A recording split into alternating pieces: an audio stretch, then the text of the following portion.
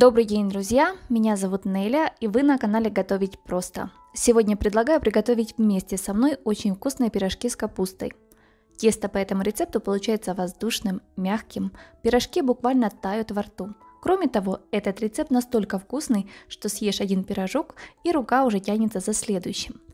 Первым делом нужно приготовить начинку. У меня сегодня капуста. Хотя с таким тестом можно использовать не только капустную начинку, но и любую другую – мясную, картофельную, грибную или даже яичную. Для приготовления нам понадобится капуста, лук, морковь, томатная паста, соль, перец, паприка, сахар, лавровый лист, кипяток, растительное масло. Перед тем, как начать готовить, я замачиваю несколько листиков лаврушки в 100 мл кипятка. Лавровую воду буду потом использовать при тушении капусты. Лавровый вкус распределяется в этом случае более равномерно и не попадается в блюде. У капусты снимаем верхние травмированные и грязные листья.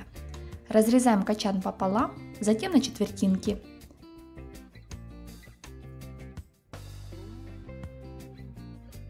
Мелко шинкуем.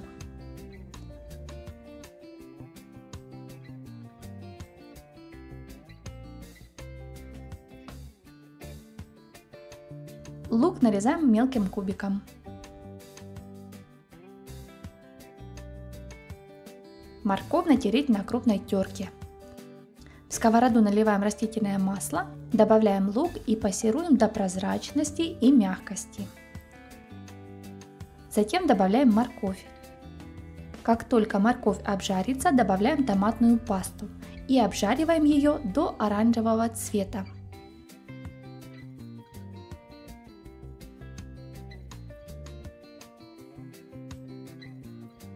Теперь всыпаем половину соли, паприку, сахар, перец, перемешиваем. Добавляем половину капусты, перемешиваем с зажаркой.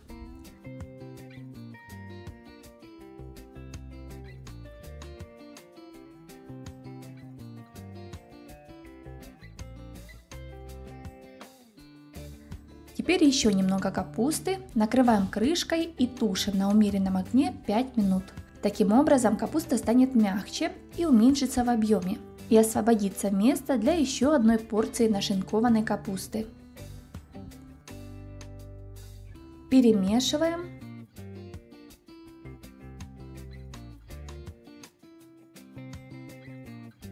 Выкладываем остатки. Добавляем остальную соль, перец, выливаем лавровую воду, накрываем крышкой и тушим полчаса.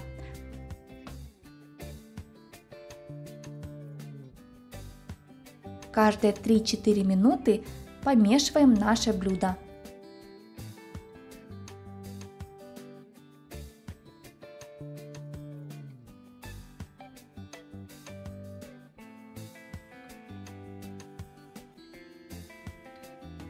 Капуста получилась очень вкусная, яркая, красивая и ароматная. Пока начинка остывает, приготовим тесто. Для теста нам понадобится мука, примерно 850 грамм, 100 мл молока, 200 мл кефира, 2 чайные ложки сухих дрожжей, 10 грамм разрыхлителя, соль, сахар, растительное масло и яйца. В небольшую мисочку высыпаем 2 чайные ложки сухих дрожжей. Добавляем 1 чайную ложку сахара и 1 чайную ложку муки. Тщательно перемешиваем. Добавляем 100 мл теплого молока и пока отставим в сторону. Можно накрыть блюдце пищевой пленкой. В миску насыпаем где-то 500 грамм муки. Добавляем к ней 10 грамм разрыхлителя, это примерно 1 столовая ложка без горки. Пол чайной ложки соли, 1 чайную ложку сахара. Все хорошенько перемешиваем. Делаем небольшое углубление, добавляем 2 яйца, 2 столовые ложки растительного масла. Проверяем опару, она уже взялась шапочкой, добавляем ее к тесту. Вливаем 200 грамм теплого кефира, перемешиваем и замешиваем тесто. Постепенно вводим муку. Муки для этого теста понадобится примерно 850 граммов. У меня ушло 800. Все зависит от муки. Хорошенько вымешиваем тесто, оно должно получиться мягким, слегка липковатым. Слишком много муки не следует добавлять. иначе забьете тесто, и пирожки не получатся такими воздушными. Готовое тесто отправляем в миску, накрываем полотенцем либо пищевой пленкой и оставляем на минут 30 в теплом месте. Тесто должно увеличиться в объеме. По истечении времени достаем тесто, хорошенько его разминаем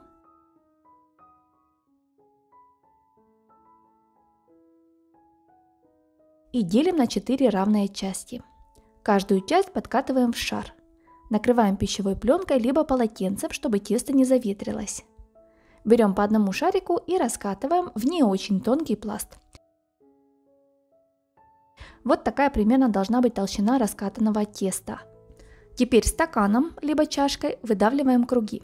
Диаметр моей чашки 9 см. Формирую пирожки таким способом, чтобы все они были небольшого и одинакового размера. В центр каждого кружочка кладем примерно 1 чайную ложку с горкой начинки. Защипываем края.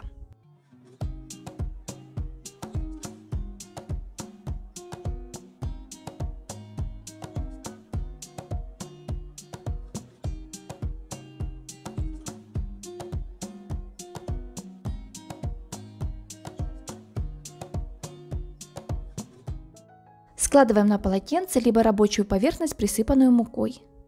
Из данного количества ингредиентов у меня получилось ровно 40 пирожков. Обязательно накрываем и даем им чуть подойти, буквально 10 минут. Обжаривать я буду в сотейнике для экономии растительного масла. Наливаю где-то на 2 пальца. Разогреваем на среднем огне и выкладываем пирожки швом вниз. Когда подрумянится с одной стороны, переворачиваем на другую. Если нужно, помогите себе вилкой. Некоторые пирожки все время переворачивались на одну сторону, и мне приходилось их поддерживать вилками. Готовые пирожки выкладываем на тарелку, засланную бумажным полотенцем, либо салфетками. Готовятся они очень быстро, поэтому советую их сначала все сформировать, а потом уже обжаривать. Пока пирожки горячие, они хрустящие, а как остынут, стают мягкими. Пирожки получились очень аппетитные, мягкие, ароматные, один в один. Тесто отлично пропеклось, начинка сочная, слегка сладковатая. Думаю, от таких пирожков точно никто не откажется. Друзья, как вам рецепт? Пишите в комментариях. Если у вас есть свои идеи, что можно добавить или изъять из рецепта, пишите в комментариях. Если вы еще не подписаны на мой канал, обязательно подписывайтесь и нажимайте на колокольчик. Впереди еще много вкусных рецептов. С вами была Нейля. Всем приятного аппетита и мирного неба над головой.